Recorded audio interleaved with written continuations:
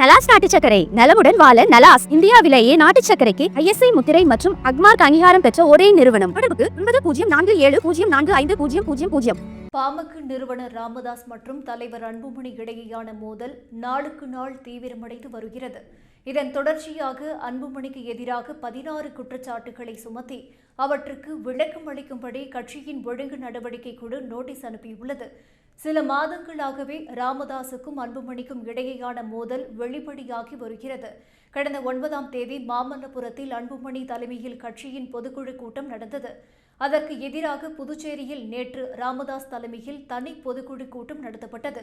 அந்த கூட்டத்தில் அன்புமணி மீது 16 குற்றச்சாட்டுகள் முன்வைக்கப்பட்டுள்ளது. அந்த குற்றச்சாட்டுகளில் கடந்த ஆண்டு பொதுக்குழு கூட்டத்தில் மைக்கை தூக்கி வீசியது, பனையூரில் தனியாக கட்சி அலுவலகம் தொடங்கி தனது தொலைபேசி எண்ணை வெளியிட்டு பிரிவினையை ஏற்படுத்தியது, தைலப்புரம் இல்லத்தில் நடந்த கூட்டத்திற்கு நிர்வாகிகளை வராமல் தடுத்தது, பாமக சமூக ஊடகங்களில் ராமதாஸ் மீது அவதூறு பரப்பியது, சமாதான பேச்சுவார்த்தைகளை புறக்கணித்தது, ராமதாஸ் இல்லத்தில் ஒட்டு கேட்கும் கருவி வைத்தது என குற்றச்சாட்டுகள் அடுக்கப்பட்டன. இந்த குற்றச்சாட்டுகளுக்கு விளக்கம் தரும்படி அன்புமணிக்கு ஒழுங்கு நடவடிக்கை குழு நோட்டீஸ் அனுப்பியுள்ளது. ஆனால் இதுவரை ராமதாஸ் முன்வைத்த குற்றச்சாட்டுகளில் எந்த குற்றச்சாட்டுகளுக்கும் அன்புமணி தரப்பில் பதில் அளிக்கப்படவில்லை. அதேபோல் இந்த புதிய குற்றச்சாட்டுகளுக்கும் எந்த பதிலும் அளிக்க மாட்டோம் என்று அன்புமணி ஆதரவாளர்கள் தெரிவித்துள்ளனர்.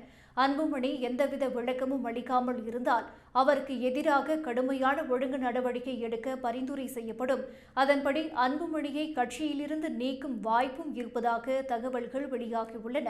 தந்தை மகன் இடையேயான மோதல் நாளுக்கு நாள் அதிகரித்து வருவதால் பாமக நிர்வாகிகளிடையே பெரும் பதற்றம் நிலவுகிறது.